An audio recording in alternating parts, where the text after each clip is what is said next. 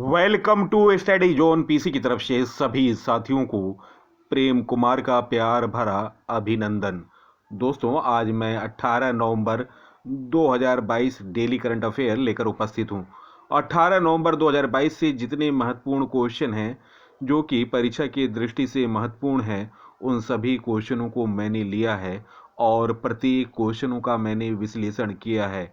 विस्तृत जानकारी आपको अन्य यूट्यूब चैनल पर इससे ज़्यादा जानकारी नहीं प्राप्त होगी, तो आप इस वीडियो को देखें और ज़्यादा से ज़्यादा साथियों को फेसबुक, इंस्टाग्राम, टेलीग्राम और व्हाट्सएप ग्रुपों पर शेयर करें। सबसे पहले सबसे तेज नए क्वेश्चन मेरे चैनल पर। तो दोस्तों, मैं वीडियो को प्रारंभ कर रहा हूँ। फर्स्ट क्वेश्चन, ऑस्ट्रेलिया 2023 में भारत के किस शहर में महावाणिज्य दूतावास खोलेगा? गाइज, इस प्रश्न का सही उत्तर है ऑप्शन डी, बेंगलुरु। ऑस्ट्रेलिया राष्ट्रमंडल दक्षिण गोलार्ध के महाद्वीप के अंतर्गत एक देश है जो दुनिया का सबसे छोटा महाद्वीप भी है और दुनिया का सबसे बड़ा द्वीप भी, जिससे तस्मानिया और कई अन्य द्वीप हिंद और प्रशांत महासागर। ऑस्ट्रेलिया की एकमात्र ऐसी जगह है जिसे एक साथ ही महाद्वीप, एक राष्ट्र और एक द्वीप माना जाता है। पड़ोसी देश उत्तर में इंडोनेशिया, पूर्वी तिमोर और पापुआ न्यू गिनी, उत्तर पूर्व में सोलोमन द्वीप, वानुअतु और न्यू कैलेडोनिया और दक्षिण पूर्व में न्यूजीलैंड है। दोस्तों, ऑस्ट्रेलिया के राजधानी है कैनबरा, मुद्रा ऑस्ट्रेलियन डॉलर और दोस्तों अभी हाल में नए प्रधानमंत्री बने हैं अल्बनीज। दोस्तों, ऑस्ट्रेलिया के विदेश मामलों के सहायक मंत्री टिम वाट्स ने दिनांक 16 नवंबर 2022 को बताया कि ऑस्ट्रेलिया अगले साल बेंगलुरु में एक महावाणिज्य दूतावास खोलेगा। बेंगलुरु टेक समिट BTS के उद्घाटन समारोह में उन्होंने कहा कि ऑस्ट्रेलिया सरकार व्यापक रणनीतिक साझेदारी के संदर्भ में भारत के साथ अपनी प्रौद्योगिकी साझेदारी को आगे बढ़ाने को प्रतिबद्ध है। एशिया के सबसे बड़े प्रौद्योगिकी कार्यक्रम के 25वें संस्करण में वाट्स 40 से अधिक ऑस्ट्रेलियाई प्रौद्योगिकी कंपनियों और नीति विचारों के एक प्रतिनिधि मंडल का नेतृत्व कर रहे हैं। उन्होंने कहा, इसी वजह से हम बेंगलुरु में महत्वपूर्ण व उभरती प्रौद्योगिकी नीति के लिए अपना संयुक्त Australia India centre of excellence खोलने के लिए प्रतिबद्ध हैं। उन्होंने कहा कि हम दक्षिण भारत के संबंधों को बढ़ाने और विकास के अवसरों का समर्थन के लिए 2023 में बेंगलुरु में एक नया महावाणिज्य दूतावास खोलेंगे जो भारत में चौथा राजनयिक कार्यालय होगा। वाट्स ने कहा कि ऑस्ट्रेलिया शहर सिडनी से बेंगलुरु के लिए सीधी उड़ान सेवाएं शुरू होने के बाद बड़ी संख्या में लोग उसका लाभ उठा रहे हैं। नेक्स्ट क्वेश्चन, भारत और किस देश के बीच राजनयिक संबंधों की 70वीं वर्षगांठ मनाने के लिए 25 से 27 नवंबर तक चेन्नई में फिल्म एवं संगीत महोत्सव का आयोजन किया जाएगा? गाइज, इस प्रश्न का सही उत्तर है ऑप्शन डी, जापान। दोस्तों, जापान के बारे में जानकारी। जापान एशिया महाद्वीप के पूर्व में स्थित एक द्वीप देश है। जापान 4 बड़े और अनेक छोटे द्वीपों का एक समूह है। यह द्वीप एशिया के पूर्वी समुद्र तट यानी उत्तर पश्चिम प्रशांत महासागर में स्थित है। यह पश्चिम जापान सागर से घिरा है और उत्तर में ओखोटस्क सागर से लेकर दक्षिण में पूर्वी चीन सागर और ताइवान तक फैला है। इसके निकटतम पड़ोसी देशों में चीन, कोरिया, दोस्तों उत्तर कोरिया और दक्षिण कोरिया तथा रूस हैं। जापानी लोग अपने देश को निप्पोन या निहोन कहते हैं, जिसका मतलब है सूर्योदय यानी सूर्य का उदय होने वाला देश। रिंग ऑफ फायर का हिस्सा जापान 6852 द्वीपों का समूह है। दोस्तों, आपको बता दूं ये 5 द्वीप हैं, होकाइडो, होशु, शिकोकू, क्यूशु और ओनिनावा। दोस्तों, जापान के सम्राट हैं नारुहितो, प्रधानमंत्री हैं फूमियो किशिदा और मुद्रा येन। भारत और जापान के बीच राजनयिक संबंधों की 70वीं वर्षगांठ मनाने के लिए 25 से 27 नवंबर तक चेन्नई में फिल्म एवं संगीत महोत्सव का आयोजन किया जाएगा। यह जानकारी जापान फाउंडेशन ने दिनांक 16 नवंबर 2022 के माध्यम से दी। भारत में जापानी दूतावास और पीवीआर सिनेमा वेन्यू पार्टनर के सहयोग से जापान फाउंडेशन चेन्नई के एक्सप्रेस एवेन्यू मॉल के पीवीआर एसपीआई स्केप में इस समारोह का आयोजन करेगा। विज्ञप्ति के अनुसार इस महोत्सव में जापान के अग्रणी रॉक बैंड रेड विम्स द्वारा रिकॉर्ड किए गए संगीत कार्यक्रम शामिल होंगे और विश्व प्रसिद्ध फिल्म निर्माता और एनिमेटेड फिल्म की स्क्रीनिंग की जाएगी। महोत्सव के बारे में दिल्ली में जापान फाउंडेशन के महानिदेशक कोजी सातो ने कहा कि भारत जापान के बीच घनिष्ठ संबंध है, जिसमें न केवल व्यापार और आर्थिक संबंध बल्कि सांस्कृतिक आदान प्रदान भी शामिल है। इस महोत्सव में योर नेम ऑर्केस्ट्रा कॉन्सर्ट के साथ रेड विम्स के for ever in the days tour 2021-22 के विश्व प्रीमियर का एक रिकॉर्डेड संगीत कार्यक्रम आयोजित किया जाएगा।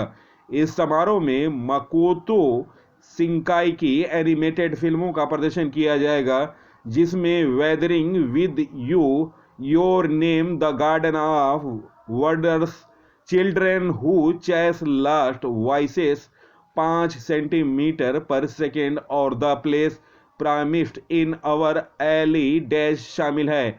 योर नेम बहुत ही सफल फिल्म थी, जिसने अंतर्राष्ट्रीय बॉक्स ऑफिस पर 33 करोड़ से ज्यादा कमाई करने के साथ दुनिया की अब तक तीसरी सबसे ज्यादा कमाई करने वाली है। Animated film weathering with you को दुनिया भर में विवेचनात्मक और व्यावसायिक सफलता मिली। यह सर्वश्रेष्ठ अंतर्राष्ट्रीय फीचर फिल्म के अकादमी पुरस्कार के लिए जापान की आधिकारिक फिल्म थी। दोस्तों, इतनी जानकारी आपको किसी चैनल पर नहीं मिलेगी, तो दोस्तों वीडियो को ज़्यादा से ज़्यादा शेयर, लाइक और सब्सक्राइब करें। नेक्स्ट क्वेश्चन, किस अंतरिक्ष एजेंसी ने 50 वर्ष के बाद नए चंद्र रॉकेट ने उड़ान भरी? गाइस, इस प्रश्न का सही उत्तर है ऑप्शन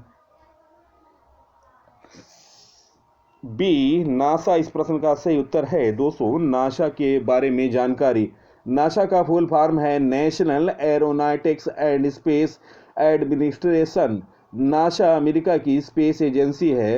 राष्ट्रीय वैमानिकी और अंतरिक्ष प्रबंधन की स्थापना 29 जुलाई 1958 में की गई थी।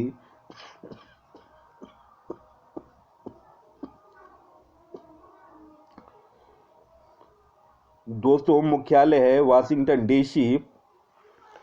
और दोस्तों, नासा के वर्तमान अध्यक्ष है विल नेल्सन। मोटो है for the benefit of all. NASA से संबंधित महत्वपूर्ण जानकारी। नासा के सूर्य मिशन का नाम सनराइज। नासा ने बुध ग्रह के अध्ययन के लिए मैसेंजर सैटेलाइट को लॉन्च किया। नासा के अपोलो मिशन से मनुष्य पहली बार चांद पर पहुंचा था। मैरी डब्ल्यू जैक्सन के नाम पर नासा के मुख्यालय का नाम रखा गया। दोस्तों, भारतीय मूल की लड़की वनीजा रूपानी ने नासा के पहले मंगल हेलीकॉप्टर का नाम सुझाया था। नासा सौर मंडल के क्षुद्र ग्रहों और उल्काओं के अध्ययन के लिए लूसी मिशन को लॉन्च 16 अक्टूबर 2021 में किया। अंतरिक्ष पार्कर सोलर प्रो नासा द्वारा विकसित किया गया। दोस्तों, ये रहा महत्वपूर्ण जानकारी।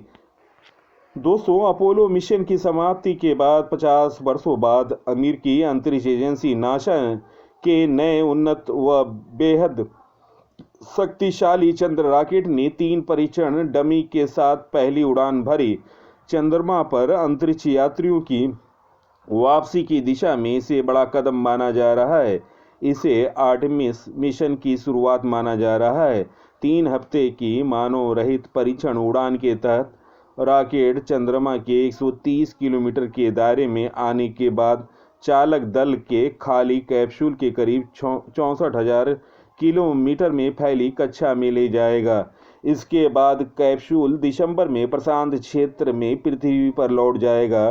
कई वर्षों की देरी के बाद नासा के अब तक के सबसे शक्तिशाली 98 मीटर यानी 32 मंजिले के अंतरिक्ष प्रणाली SLS रॉकेट ने स्थानीय समय अनुसार दिनांक 15 नवंबर मंगलवार देर रात 1:47 व भारतीय समय अनुसार बुधवार 16 नवंबर 12:17 कैनेडी स्पेस सेंटर में गर्जना के साथ उड़ान भरी। 40 लाख किलोग्राम थ्रस्ट के साथ रॉकेट ने चंद सेकेंडों के भीतर 160 किलोमीटर प्रति घंटे की रफ्तार पकड़ ली। नेक्स्ट क्वेश्चन, हाल में G20 का नया अध्यक्ष कौन बना? गाइस, इस प्रश्न का सही उत्तर ऑप्शन सी, भारत।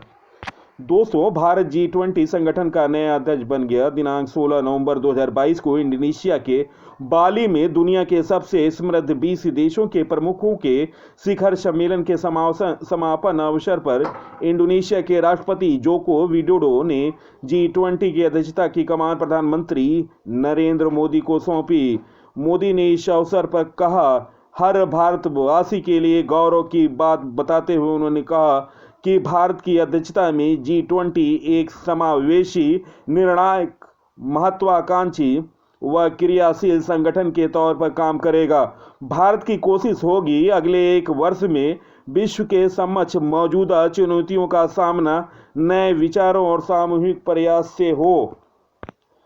G20 पर महत्वपूर्ण जानकारी है। दोस्तों, G20 की प्रमुख विकसित और विकासशील अर्थव्यवस्थाओं का एक अंतर सहकारी मंच है। इसमें भारत के अलावा दोस्तों सदस्य देश हैं America, Argentina, Australia, Brazil, Canada, चीन, France, Germany, Indonesia, Italy, Japan, दक्षिण कोरिया, मैक्सिको, रूस, सऊदी अरब, दक्षिण अफ्रीका, तुर्की, ब्रिटेन और यूरोपीय संघ शामिल हैं। दोस्तों, यह 20 देशों का समूह है। यह वैश्विक व्यापार का 75% और विश्व की लगभग 2/3 आबादी का प्रतिनिधित्व करता है। अब भारत इस संगठन का अगुवा है। दिसंबर से भारत से जुड़ी बैठकों का दौर शुरू हो जाएगा जो सितंबर 2022 तक चलेगा। दोस्तों, इस दौरान करीब 50 से ज़्यादा बैठकें होंगी। अगले साल सम्मेलन में भाग लेने के लिए सभी प्रमुख देशों के मुखिया नई दिल्ली आएंगे। तो दोस्तों, यह क्वेश्चन बनता है G20 का सम्मेलन भारत में किस वर्ष होगा? तो आपका उत्तर होना चाहिए वर्ष 2023।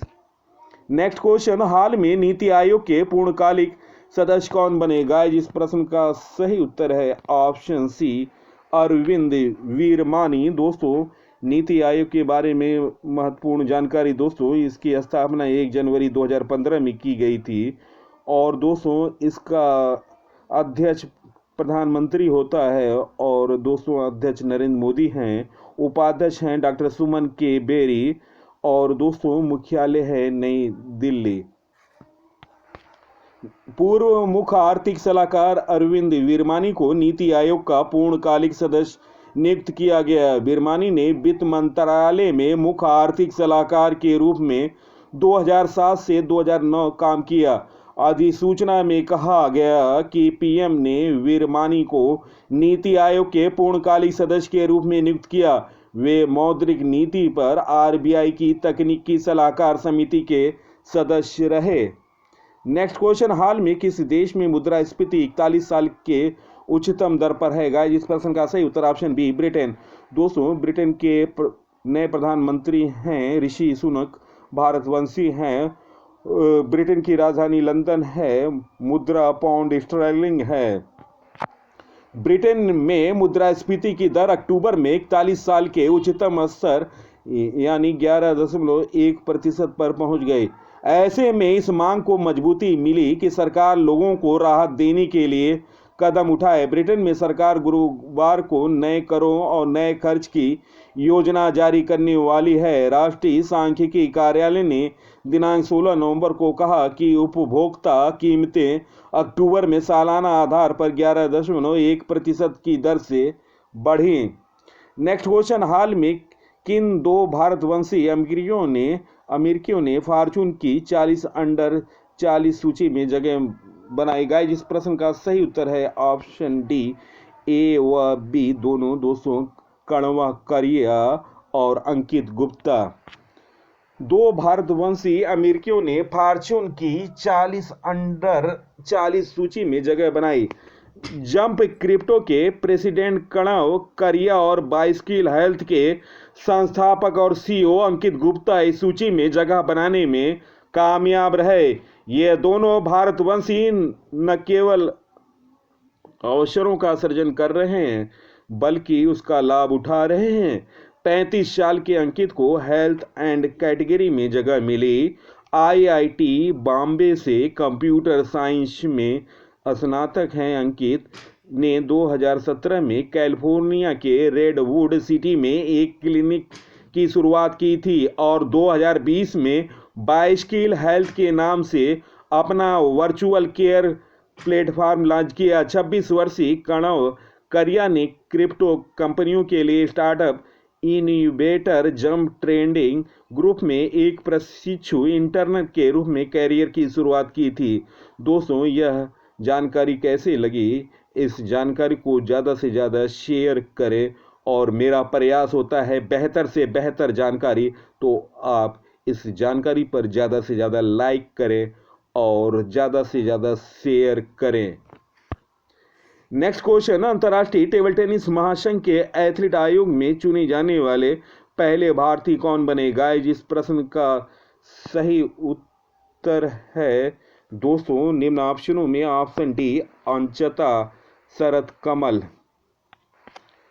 टेबल टेनिस खिलाड़ी अंचता शरत कमल अंतर्राष्ट्रीय टेबल टेनिस महासंघ के खिलाड़ियों के आयोग में चुने जाने वाले पहले भारतीय बन गए। एशिया, अफ्रीका, यूरोप और ओशिनिया से 8 खिलाड़ी, 4 पुरुष और 4 महिला 2022 से 2016 के लिए आयोग में चुने गए। शरत कमल को 187 वोट मिले, जबकि उनसे अधिक वोट सिर्फ रोमानिया की एलिजाबेटा समारा को 212 मत प्राप्त हुए। चीन की लियू सीविन महिला कोटे से चुनी गई, लेकिन उन्होंने सिर्फ 153 वोट मिले। 200 टेनिस स्टार खिलाड़ी अंचता शरत इस समय चर्चा में हैं और आपको बता दूं ध्यानचंद खेल पुरस्कार नामित हुए हैं और इन्हें 30 नवंबर को राष्ट्रपति द्रौपदी मुर्मू पुरस्कार देंगी और इसके अलावा वह भारतीय ओलंपिक संघ के निर्विरोध चुने गए हैं। तो दोस्तों, यह साल उनका महत्वपूर्ण साल रहा और इस साल उन्होंने काफ़ी अचीवमेंट प्राप्त किया। नेक्स्ट क्वेश्चन, 2023 के ऑस्ट्रेलियन ऑफ द ईयर पुरस्कार से किसे सम्मानित किया गया? गाइस, इस प्रश्न का सही उत्तर option C, doctor Angraj Khillan. भारतीय मूल के बाल रोग विशेषज्ञ डॉक्टर अंगराज खिल्लन को 2023 के ऑस्ट्रेलियन ऑफ द ईयर पुरस्कार से सम्मानित किया गया। कई ऑस्ट्रेलियाई समुदायों को स्वास्थ्य शिक्षा व स्वास्थ्य सुरक्षा मुहैया कराने के लिए विक्टोरिया राज्य के निवासी डॉक्टर अंगराज को इस पुरस्कार के लिए चुना गया। नेक्स्ट क्वेश्चन, हाल में मुख्य अतिथि के रूप में मुंबई में 26 नवंबर 2018 को हुए आतंकवादी हमले में बाल बचे मोशो हाल्टजबर्ग ने किस देश के सीनेट के पहले सत्र में शामिल हुए? दोस्तों, यह महत्वपूर्ण जानकारी है और इस प्रश्न का सही उत्तर है ऑप्शन डी, इजराइल। बहुत पूर्ण प्रश्न है, आने वाली परीक्षाओं में निश्चित तौर से यह प्रश्न देखने को मिलेगा। मुंबई में 26 नवंबर 2008 को हुए आतंकवादी हमलों में बाल बचे मोशे हाल्टजबर्ग ने विशेष अतिथि के रूप में इजराइल की नवनिर्वाचित सीनेट ने आरंभिक सत्र में भाग लिया। मोशे हाल्टजबर्ग इस दौरान बुक ऑफ स्लाम्स का एक अध्याय पढ़ा। पाकिस्तान स्थित लश्कर-ए-तैयबा के 10 आतंकवादियों ने इन हमलों को अंजाम दिया। हमलों के दौरान मुंबई के नरीमन हाउस को भी निशाना बनाया गया। इजरायलियों के बीच आज भी इस हमलों को भावुक क्षण माना जाता है। उन्हें लगता है कि मुंबई हमला एक साझा दर्द है जो भारत और इजराइल को आपस में जोड़े रखता है। इस हमले के समय उनके माता पिता ग्रेबियल और रिवाका होल्ट जबर की मौत हो गई थी। नेक्स्ट क्वेश्चन, हाल में भारतीय ओलंपिक संघ के एथलीट आयोग का अध्यक्ष किसे बनाया गया? दोस्तों यह भी महत्वपूर्ण क्वेश्चन है और वेरी इंपॉर्टेंट क्वेश्चन है। इस प्रश्न का सही उत्तर है option D, AMC Mary Kom. भारतीय ओलंपिक संघ आईओ के एथलीट आयोग ने दिनांक 15 नवंबर को सर्वसम्मति से 6 बार की विश्व मुक्केबाजी चैंपियन एमसी मैरी कॉम को अध्यक्ष और ओलंपिक टेबल टेनिस खिलाड़ी शरद कमल को उपाध्यक्ष चुना। आईओ चुनाव के निर्वाचन अधिकारी उमेश सिन्हा ने नवनिर्वाचित अध्यक्ष और उपाध्यक्ष को प्रमाण पत्र सौंपा। आयोग ने 10 दिसंबर को होने वाले भारतीय ओलंपिक संघ की कार्यकारी परिषद के चुनाव के लिए ओलंपिक पदक विजेता गगन नारंग और ओलंपिक में 2 बार पदक जीतने वाली पीवी सिंधु को आयोग के उम्मीदवार के रूप में नामित किया। तो दोस्तों याद रखिएगा, भारतीय ओलंपिक संघ के एथलीट आयोग के अध्यक्ष हैं एएमसी मैरी कॉम और टेनिस स्टार शरद कमल को उपाध्यक्ष चुना गया। दोस्तों यह हैं विजयी मुद्रा में एमसी मैरी कॉम, जिन्होंने इतिहास रचा हुआ है विश्व मुक्केबाजी क्षेत्र में। और जब भी इतिहास में महिला बॉक्सिंग का नाम आएगा तो भारत की इस दिग्गज एमसी मैरी कॉम का नाम हमेशा इतिहास के सुनहरे अक्षरों में लिखा जाएगा और आने वाले पीढ़ियों के लिए यह रोल मॉडल साबित होंगी। चलते हैं दोस्तों 17 नवंबर 2022 से लिए महत्वपूर्ण करंट अफेयर। फर्स्ट क्वेश्चन दोस्तों, आपको 5 सेकंड मिलता है, आप उत्तर दें। हाल में भारतीय तटीय रक्षा अभ्यास सी विजिल के किस संस्करण की शुरुआत हुई? दोस्तों इस प्रश्न का सही उत्तर ऑप्शन डी, तीसरा संस्करण था सी विजिल का, जो कि भारतीय तट रक्षा अभ्यास था। नेक्स्ट क्वेश्चन, हाल में किस देश की संग्रहालय में 50 साल पहले तमिलनाडु के मंदिर से चुराया हुआ 2 और प्राचीन मूर्तियां मिली? दोस्तों आपको 5 सेकंड मिल रहा है, आप उत्तर दें कमेंट सेक्शन में। Option C, America.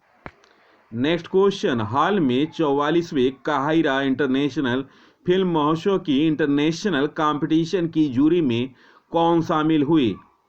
तो दोस्तों आपको 5 सेकंड है और 5 सेकंड में उत्तर दें।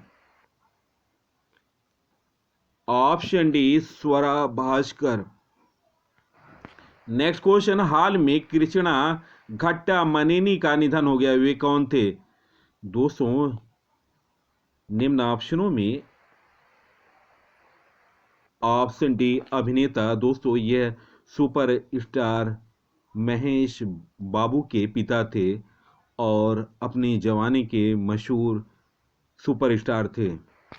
नेक्स्ट क्वेश्चन, हाल में अखिल भारतीय विद्यार्थी परिषद के नए अध्यक्ष कौन बने? दोस्तों आपको 5 सेकंड मिल रहा है, आप उत्तर दें।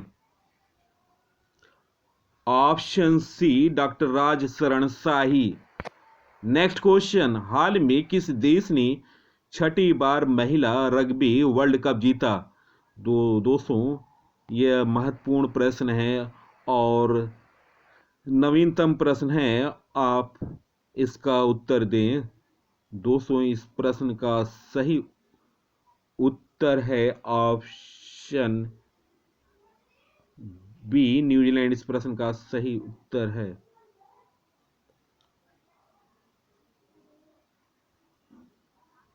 दोस्तों इस प्रश्न का करेक्शन कर लीजिएगा, ब्रिटेन इस प्रश्न का सही उत्तर है। दोस्तों 6ठी बार महिला रग्बी वर्ल्ड कप जीता है ब्रिटेन ने और 7 बार ऑस्ट्रेलिया हारा है। नेक्स्ट क्वेश्चन, हाल में वांगला महोत्सव कहाँ मनाया गया? दोस्तों आपको मिलते हैं 5 सेकेंड। दोस्तों इस प्रश्न का सही उत्तर option E, Meghalaya. Next question, हाल में अंतर्राष्ट्रीय गीता महोत्सव का आयोजन कहाँ किया गया? आपको 5 सेकेंड मिल रहे हैं, आप उत्तर दें कमेंट सेक्शन में। ऑप्शन डी कुरुक्षेत्र इस प्रश्न का सही उत्तर है। नेक्स्ट क्वेश्चन, हाल में ब्राजीलियाई F1 ग्रांड प्री 2022 का खिताब किसने जीता? आपको 5 सेकंड मिल रहे हैं। ऑप्शन सी जॉर्ज रसेल इस प्रश्न का सही उत्तर है। नेक्स्ट क्वेश्चन, हाल में एप्पल के संस्थापक स्टीव जॉब्स की पुरानी सैंडल कितने में नीलाम हुई? तो दोस्तों आपको 5 सेकंड मिल रहे हैं, आप उत्तर दें। ऑप्शन ए 1.76 करोड़ रुपए इस प्रश्न का सही उत्तर है। नेक्स्ट क्वेश्चन, हाल में ब्रिटेन सरकार ने किस देश को तीसरा सबसे खतरनाक देशों की सूची से हटा दिया? दोस्तों आपको मिलते हैं 5 सेकंड। ऑप्शन बी पाकिस्तान इस प्रश्न का सही उत्तर है। दोस्तों वीडियो देखने पर बहुत बहुत धन्यवाद। सबसे पहले सबसे तेज जानकारी स्टडी जोन पीसी को लाइक शेयर और सब्सक्राइब करें। दोस्तों आप वीडियो सेक्शन में जाएं और प्लास्टिक में जाकर देखें, नवीनतम जानकारी 100 से ऊपर वीडियो हैं, बेहतरीन कंटेंट हैं, वन लाइनर क्वेश्चन हैं और महत्वपूर्ण आपको वीडियो का संग्रह इसमें मिल जाएगा, विस्तृत जानकारी भी मिल जाएगी। तो आप देखिए नवीनतम जानकारी। और दोस्तों राष्ट्रमंडल खेलों पर 11 वीडियो है। और दोस्तों वन लाइनर के लिए आप देखें जीके तूफान की 32 वीडियो। आप प्लास्टिक सेशन में जाएं और जीके तूफान की सीरीज देखें, 32 वीडियो महत्वपूर्ण हैं जो कि परीक्षा में आने वाले हैं। और दोस्तों हाल में मैंने T20 वर्ल्ड कप पर वीडियो बनाया है, तो आप इसे देख लें। महत्वपूर्ण जानकारी है, महत्वपूर्ण रिकॉर्डों का संग्रह है। किस बल्लेबाज ने सबसे ज़्यादा रन बनाया, किसने विकेट लिया, कौन मैन ऑफ द मैच रहा, पहला हैट्रिक किसने लिया, दूसरा हैट्रिक किसने लिया, इत्यादि आपको महत्वपूर्ण जानकारी यूट्यूब में भी नहीं देखने को मिलेगी। सबसे पहले वीडियो में आपको महत्वपूर्ण जानकारी हमारे वर्ल्ड कप T20 की वीडियो में है, तो आप इसे देखें और अपने साथियों को फेसबुक, इंस्टाग्राम, टेलीग्राम और व्हाट्सएप ग्रुपों पर शेयर करें। सबसे पहले सबसे तेज जानकारी, नवीन क्वेश्चन देखें। तो दोस्तों इसी के साथ मैं इस अंक से विदा ले रहा हूं। अगले अंक में आपसे मुलाकात होगी, तब तक के लिए नमस्कार, जय हिंद।